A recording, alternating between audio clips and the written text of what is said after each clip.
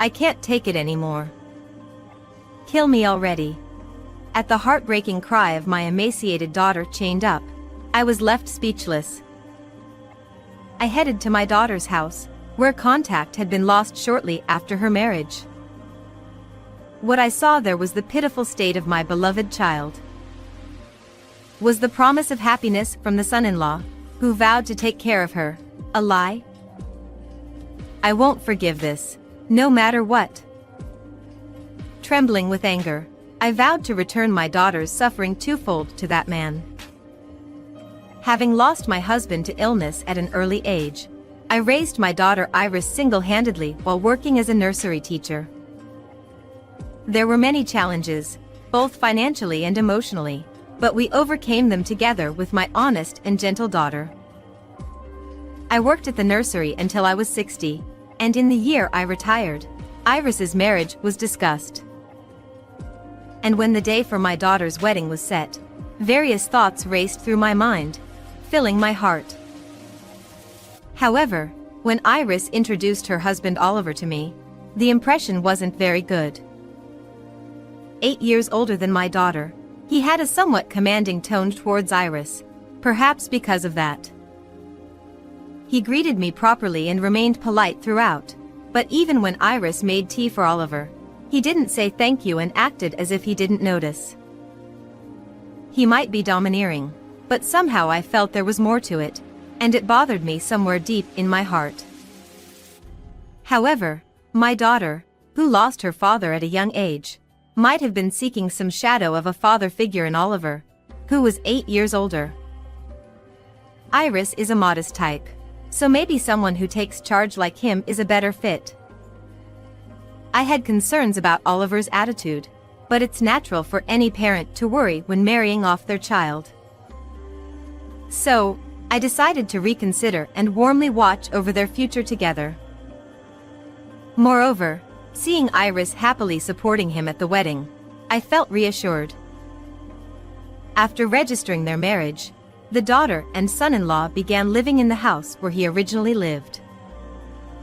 Although it was in the same city as my house, Oliver's residence was on the outskirts of the city, surrounded by fields, with hardly any other houses nearby.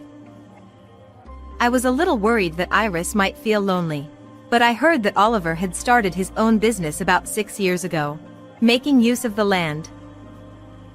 Apparently, he sold vegetables from surrounding farms through online sales, and Iris was enthusiastic about helping Oliver with his work since their marriage. His shop has high ratings online. I really respect him. I want to do my best to support him as a wife too. Yes, make sure you do. But don't overdo it from the start. Seeing Iris, determined with pink cheeks, made me feel relieved and amused. You really love Oliver, don't you? I'll support you too. Moreover, Iris's words seemed to be true. Oliver's business was indeed going quite smoothly, and I had heard that he was steadily repaying the loans he had taken out when starting the business. I believed that my daughter was living happily with her beloved person. However, about a month after Iris got married, communication with her started to dwindle. She used to send me a message every 3 days, saying she didn't want me to worry, but suddenly those messages stopped coming, and even when I messaged Iris, she didn't even read them. I wonder if something happened? I can't even reach her by phone. Becoming worried, I called the landline at my daughter and son-in-law's house instead of her mobile, but her husband answered and said he was busy, not letting me talk to Iris. When I tried calling again later, I found out that calls from both my daughter's mobile and the landline at their house were being rejected.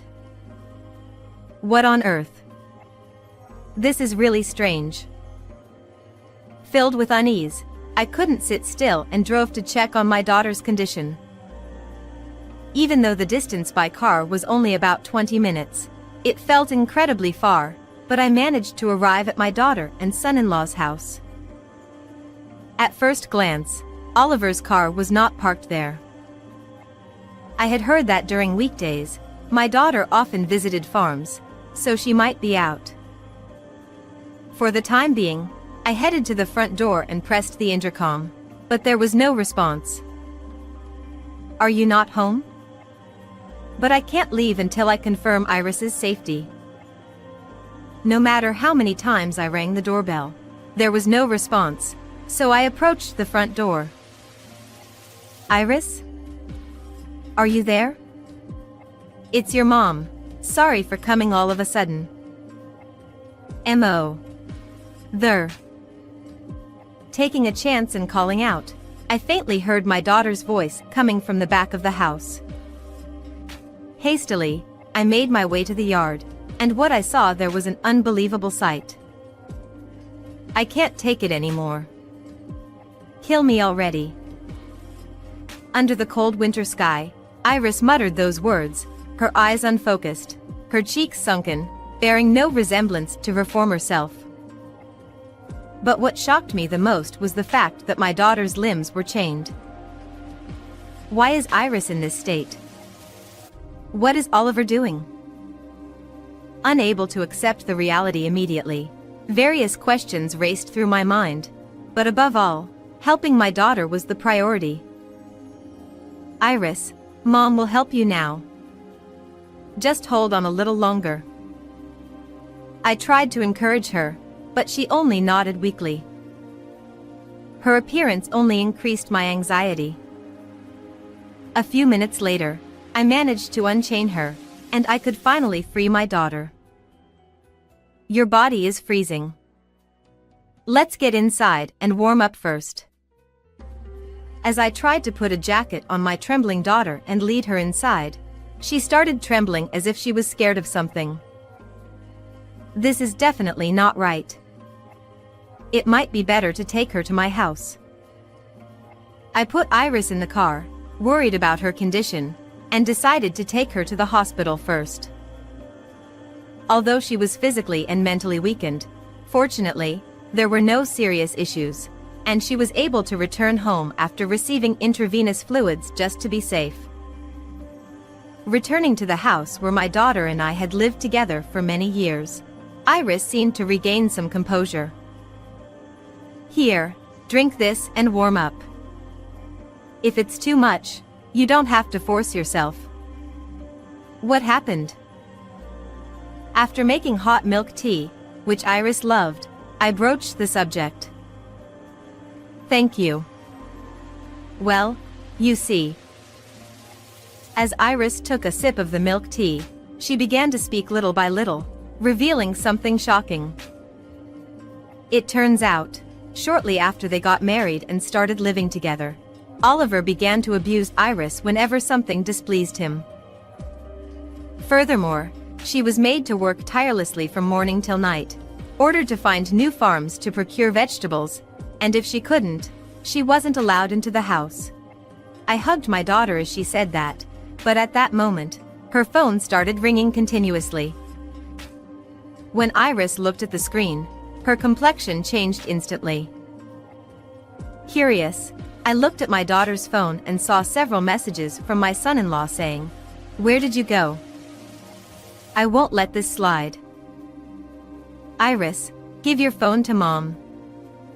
"Take a break for today," I suggested, wanting my daughter to feel at ease.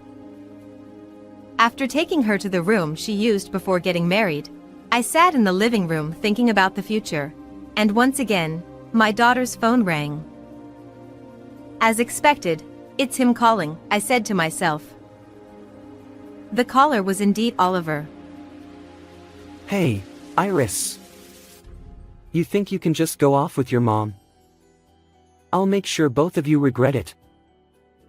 When I answered the phone, my son-in-law, mistaking me for my daughter, suddenly started yelling. "Oliver, this is Iris's mother. How dare you treat my daughter so badly?" "What the? You took my wife without permission. I'm coming over there right now." As my son-in-law revealed his true nature, he raised his voice threateningly. "If you come over, I'll call the police," I said calmly, to which I heard Oliver click his tongue in irritation. Damn it, I'll let it slide today, but this isn't over yet.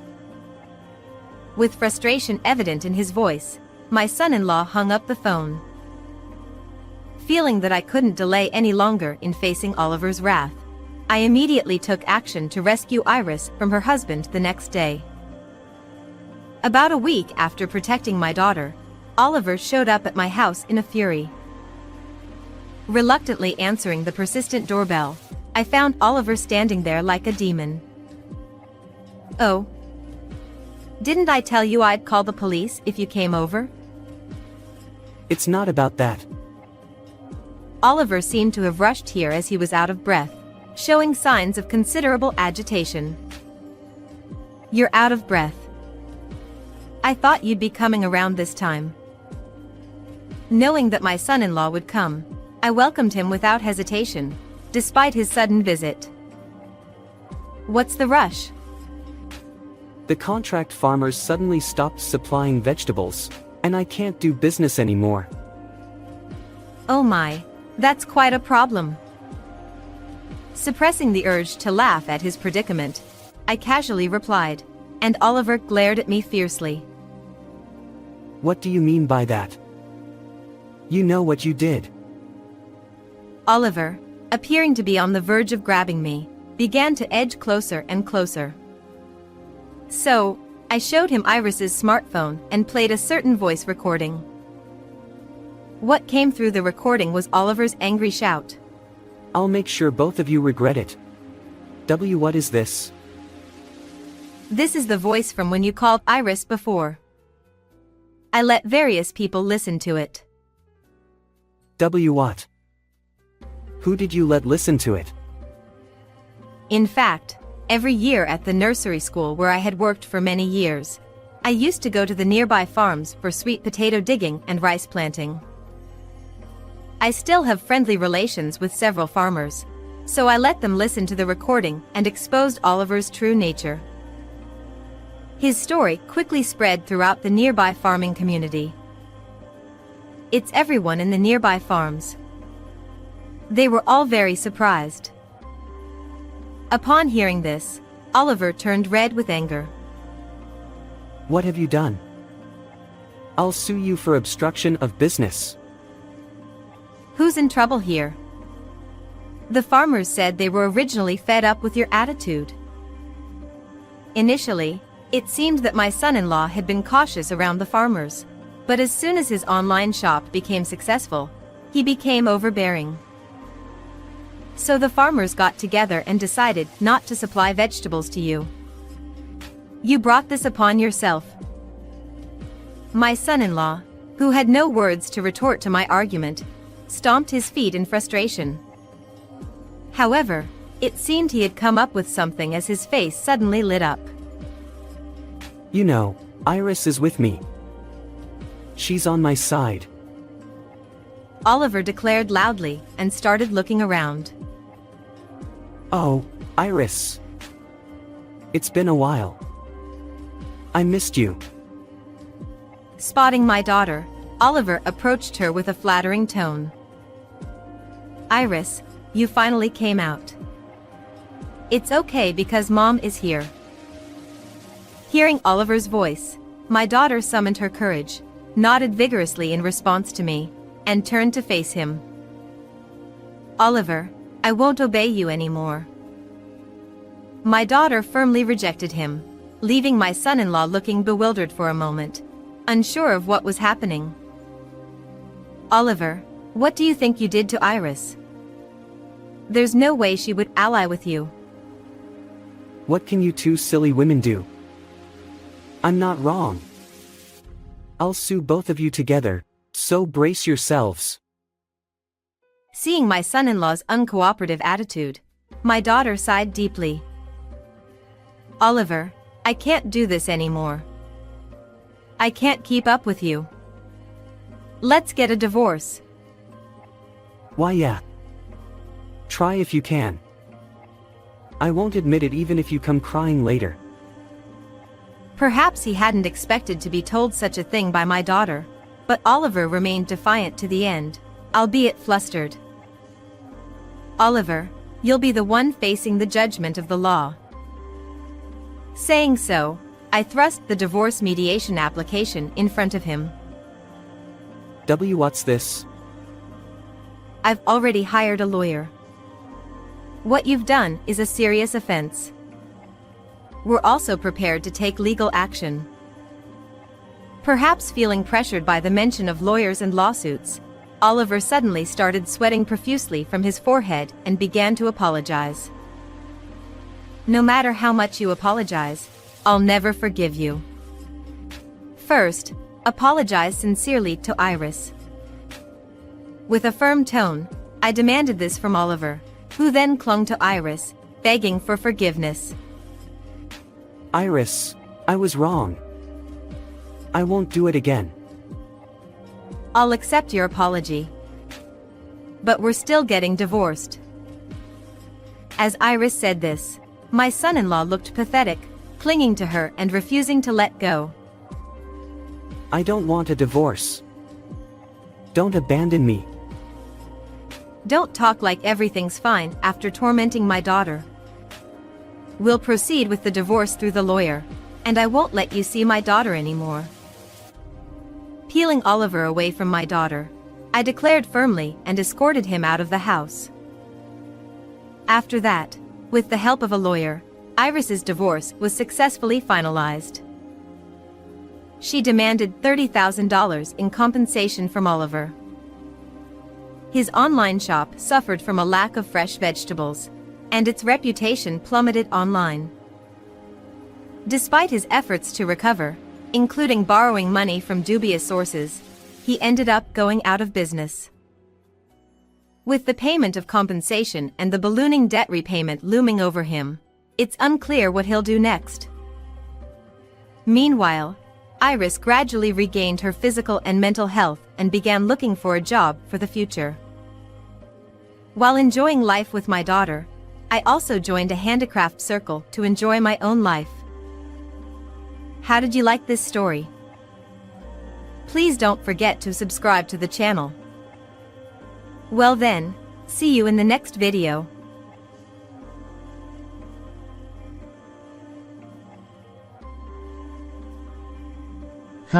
If all you do is stare at the computer, even a newbie could handle it. Just how incompetent of an employee are you? That's it, I'll suggest your dismissal. Huh? Dismissal even though I handle the entire company's system single-handedly? Oh, absolutely. Slacking off during remote work is grounds for dismissal. You thief of a salary. Disgusted, I couldn't care less anymore. Something snapped in my head after hearing all of this. Understood. I'll resign. And thus, the section chief would soon witness hell. My name is Nancy. I'm a single OL who has finally crossed into the 30s, amidst the vibrant world of office life. However, I'm a bit different from the average OL. I'm responsible for managing the company's systems all by myself. In other words, without me, the company's systems wouldn't function. The reason I got interested in computers in the first place was due to the influence of an anime I watched during reruns as a child. It featured a secret base hidden in a sandstorm with a large computer that controlled the world's peace, along with the protagonist and 3 sidekicks. I was captivated by that large computer with its blinking lights. I wanted a big computer like that too, and I thought about begging my parents for one, but I realized that it wouldn't fit in our 2DK apartment back then, given its size. In order to pursue my dreams, I enrolled in a computer vocational school after graduating from high school. Despite managing to graduate, landing a job at a major company with just a vocational school diploma was out of reach. After numerous visits, I finally secured a position at this company, which dealt with mid-sized clothing brands. Due to my background in computer studies, I was assigned to the system department.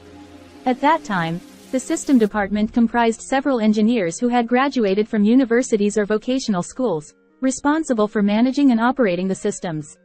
However, as times changed and computers underwent dramatic evolution, the need for as many personnel diminished. Consequently, the company underwent restructuring in the system department, and eventually, I was the only one left. Eventually, the system department was dissolved, and I became a member of the General Affairs section in the General Affairs Department. One day, the head of the General Affairs section decided to retire due to family reasons and take over the family business. The new head of the General Affairs section was Jason, who had been promoted from the sales section. He was in his early 50s and believed in hard work and perseverance as the keys to success. He had a habit of saying phrases like, "Back in my day," and "Young folks these days are." on various occasions.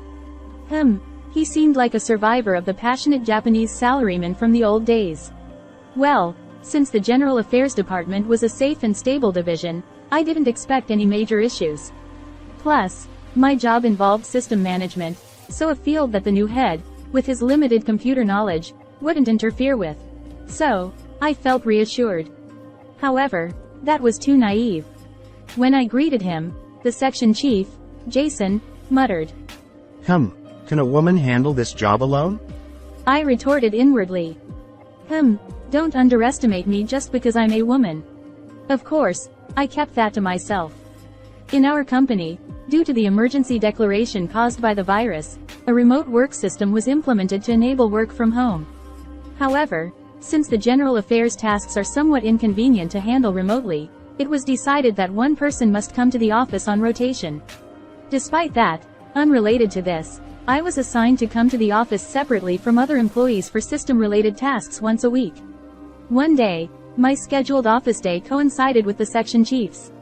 I was in the machine room, checking the system's status while looking at the monitor screen. So this is a computer. Surprisingly small, isn't it? I heard a voice from behind. "Oh, good morning, Mr. Jason." Good morning. But this room is so cold, isn't it? Isn't the air conditioning too strong? You're the only one here, right? The air conditioning in this room isn't for humans, it's for these machines. Computers have many heat-generating components, so they need constant cooling to prevent overheating. But if you stop the machines, you won't need the air conditioning, right? That's true, but the machines here operate 24/7, 365 days a year, so it's not that simple. Isn't that wasteful? Nobody's using them at night, right? His words irritated me. It's not wasteful, it's necessary. Electricity bills are high nowadays. At least try to cooperate with energy saving by raising the set temperature or something. But that's not feasible. Besides, the air conditioner here is old, so it needs to run at full capacity to be effective. I'll do my best to address that. It's unsettling how the section chief's outdated thinking is affecting things here. Gradually, a sense of unease started to grow within me. After Jason became the section chief, it was decided to conduct individual interviews at his behest. He expressed a desire to speak with each of us individually, which, of course, would also be part of our performance evaluations.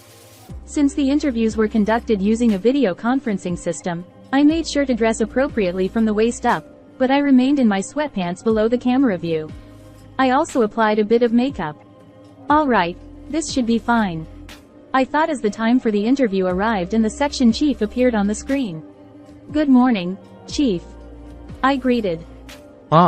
Good morning. I feel relieved to see you dressed properly. There are idiots who try to do interviews in their pajamas or sweatpants sometimes. I intend to lower the evaluations of those types," the chief remarked. "Oh, I should have hidden my lower half." Now then, you work remotely more than other employees, but are you really getting your work done? I've just taken up this position, so I don't know about your performance," the chief inquired. "Well, yes. My work is mostly computer-based, so remote work isn't an issue for me. During remote work, I monitor systems, schedule tasks, manage equipment, and provide assistance to colleagues as needed," I explained. "I see. I'm not doubting you, but are you really doing your job properly? Do you have any tangible results?" The chief pressed.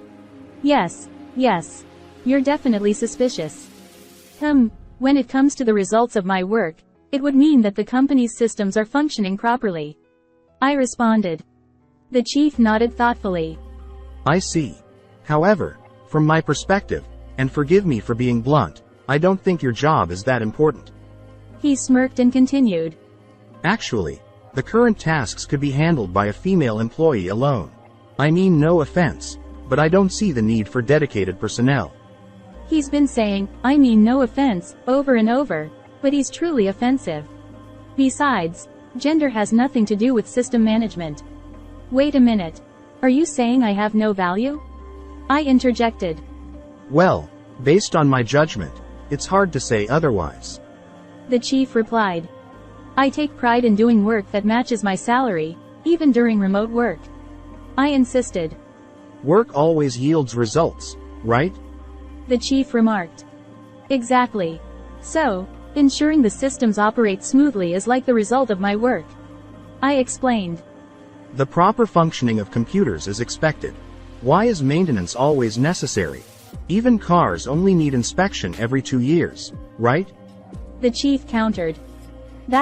Cars and systems are completely different. Don't you understand the importance of system management? I couldn't help but stand up in excitement. Impressive words, but they lack conviction when you're dressed in those sweatpants. Oops. He saw my lower half. If you're so confident, try documenting your job. If you can do that, I'll consider it as tangible results. Understood. I'll create an excellent manual covering all aspects of the company's systems. Oh, it doesn't have to be complicated. Just outline the procedures. That way, anyone can do your job. Wait, does that mean I'm not needed? I inadvertently found myself at a loss for words, and the chief seemed to interpret it as agreement. All right, then that settles it. I'll leave it to you. And with a click, the screen went blank.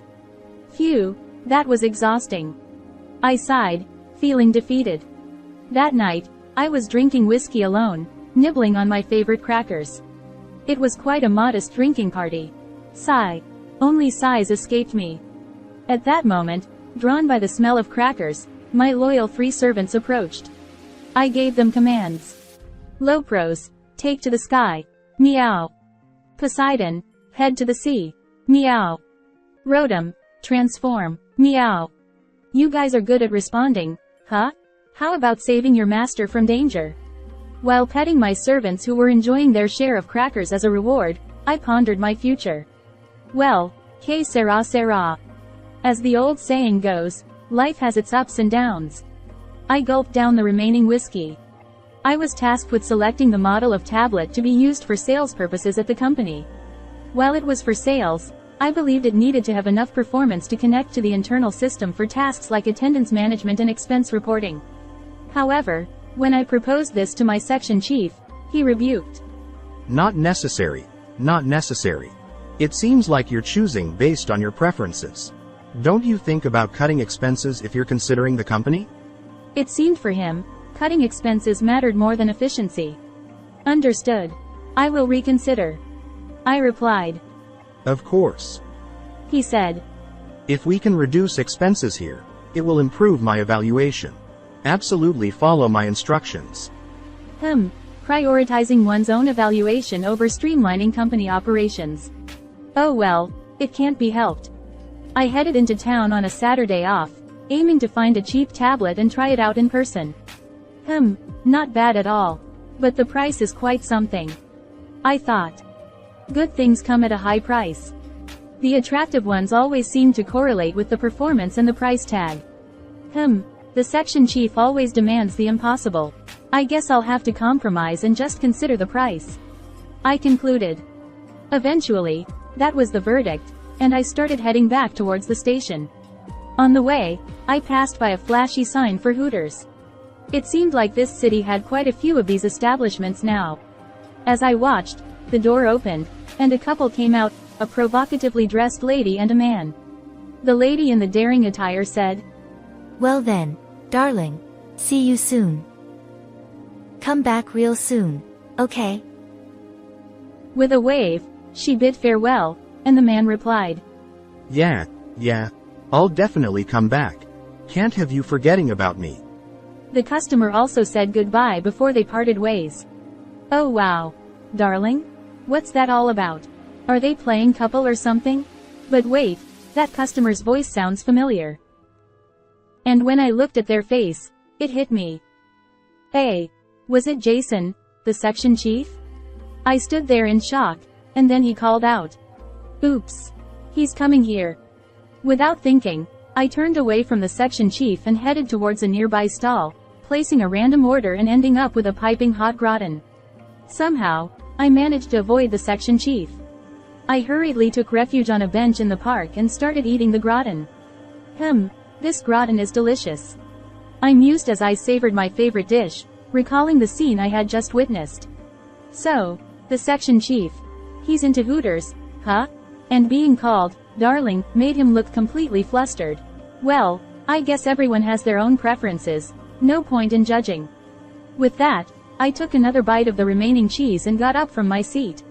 I was worried that I might burst into laughter if I saw Jason's face and didn't know what to do, but fortunately, we didn't have any chance encounters, so I just went about my work as usual.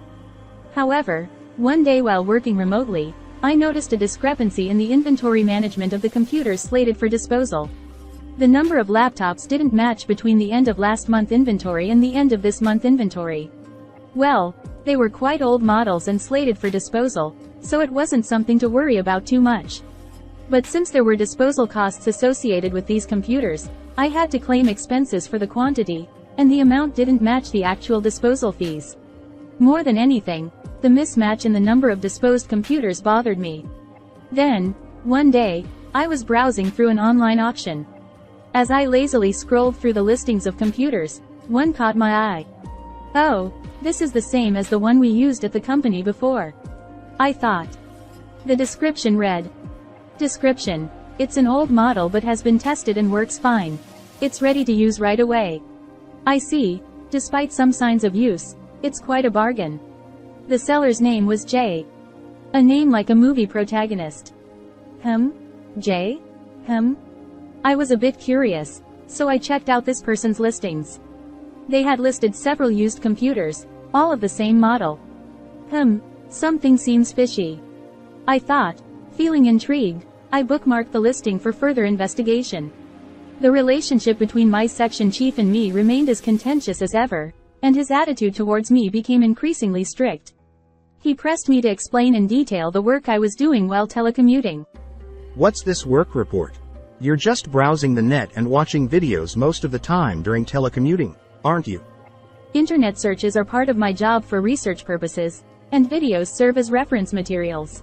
You can verify which sites I visited through the browsing history. Work is about delivering results.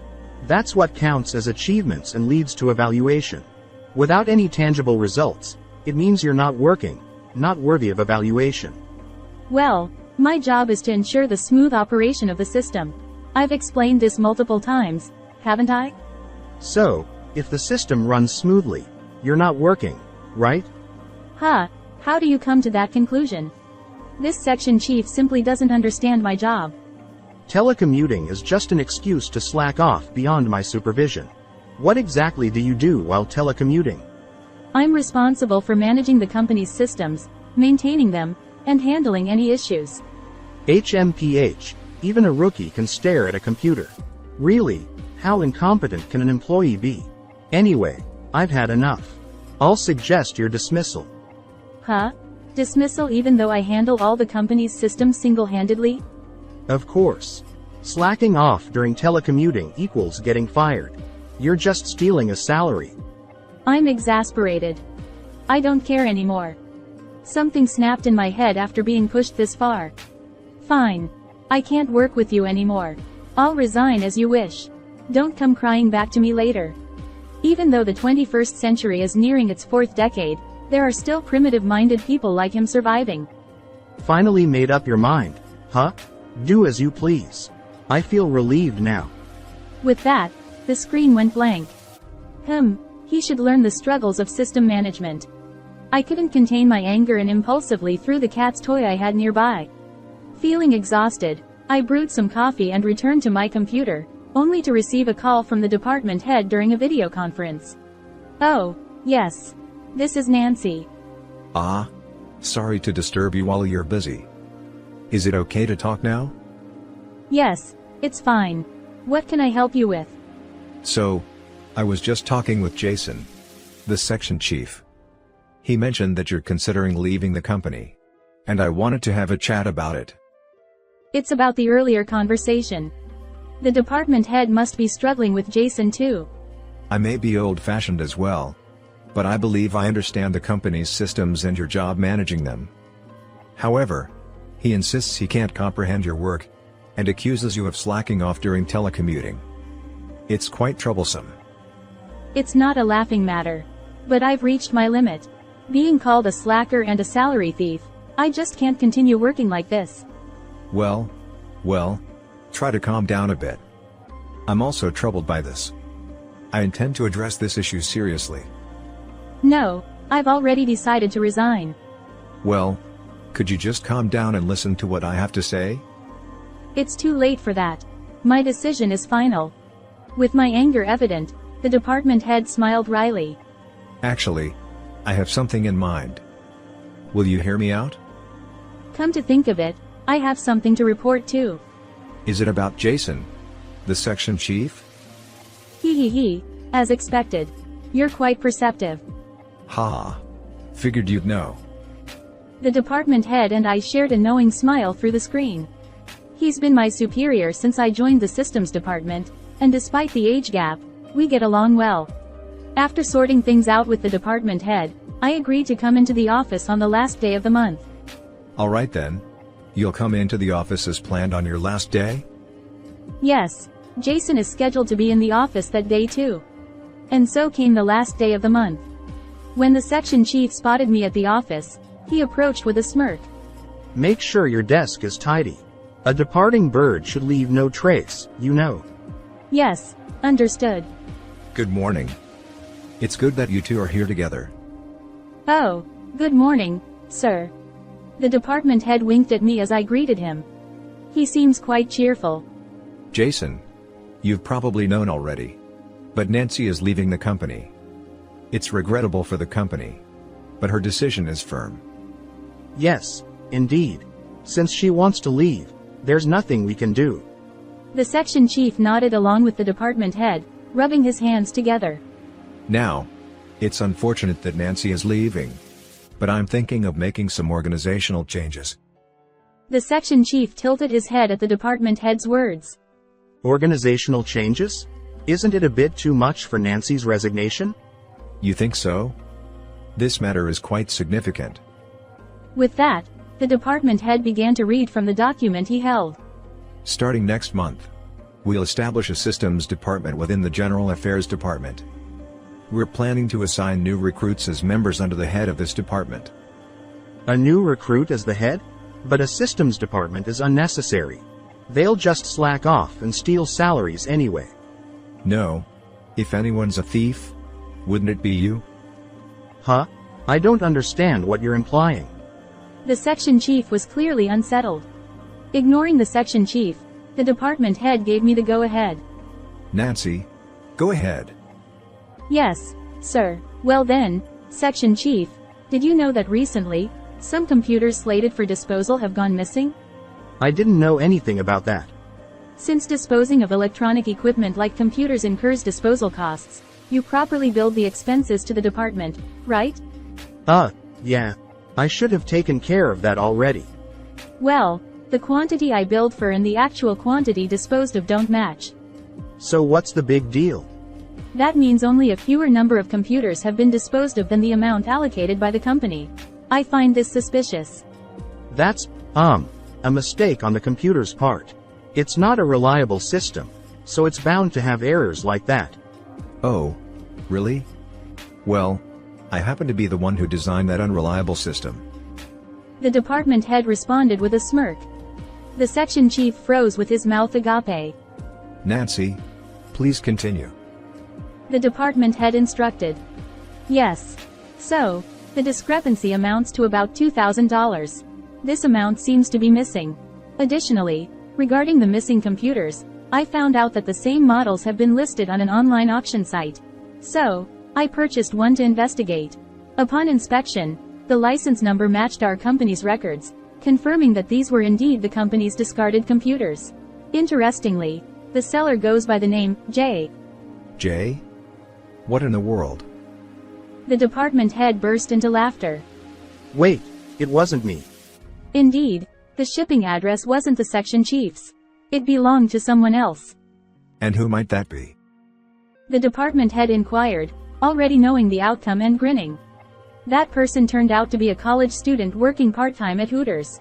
Apparently, she was entrusted with computers by regular customers and instructed to ship them to designated recipients. I see. And what was the name of this customer? She received a business card, and the name on it was. There was an audible gulp from the section chief. Jason. At Hooters, he went by the name, Darling. Jason's shoulders slumped in defeat. So, Jason, do you have anything to say? The department head asked. No, Well, technically, this could be considered theft and embezzlement. This is a serious crime. The department head remarked. I apologize. The section chief mumbled. One more thing. What did you do with the money you made? The department head inquired. Well, The section chief faltered, so I answered in his place. It seems he spent it on his favorite girl at Hooters. The college student mentioned earlier was his favorite, and he was quite fond of her. grr. It was all over for him.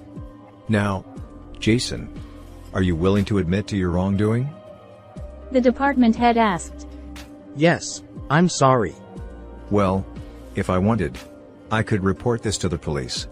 But considering the company's reputation and if you can compensate for the damages, I might let it slide. The department head said. Yes, of course. Please, have mercy. The section chief pleaded.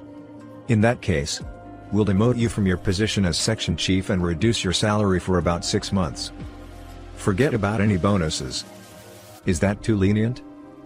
The department head gestured towards me, and I shrugged and nodded slightly. As a result of this incident, Jason was demoted from section chief to a regular employee and faced a 6-month pay cut. The next day, I went to the office as instructed and headed to the department head's office. There, I received my appointment letter. System Division Chief Nancy. Yes. I had intended to resign at the end of last month, but thanks to the department head's arrangement, I underwent a transfer instead of resignation. In other words, I was promoted from a general employee in the General Affairs Department to the newly established System Division Chief. Well, Nancy, I'm counting on you as the chief. Even though you call me chief, it doesn't quite feel real. It's just me, after all. No. Since it's the system division, you'll have subordinates. They should be arriving soon. Just then, there was a knock on the door, and someone entered, apologizing. Section Chief Jason. I mean, Mr. Jason. What? Nancy, what are you doing here? Hey! You shouldn't speak to your superior like that. Huh? The department head smirked and explained. Nancy resigned yesterday, but as of today, she has been appointed as the new chief of the system division. And you'll be reporting to her. Huh? Reluctantly, I found myself in sync with Mr. Jason. What the hell is this? Mr. Jason's scream echoed in the office. Well, I said Nancy would be the new chief of the newly established system division. And you'd be her subordinate. Sir, are you serious? Mr. Jason was my boss until last month. Exactly. I'll strongly protest against such malicious personnel decisions. I see. Well, in that case, there's no other choice. If Jason feels like he has no place in this company anymore, then that's fine, I suppose. With a flushed face, Mr. Jason said. I have my pride too. I can't accept such personnel decisions. I decline this company's offer. It's a shame. Even though we let you stay in the company out of kindness. All right. I understand. I'll agree with your opinion. That's fine. That's fine. Excuse me then. With a rough sound of the door, Mr. Jason left. And Mr. Jason left the company. As a result of this incident, he ended up being dismissed.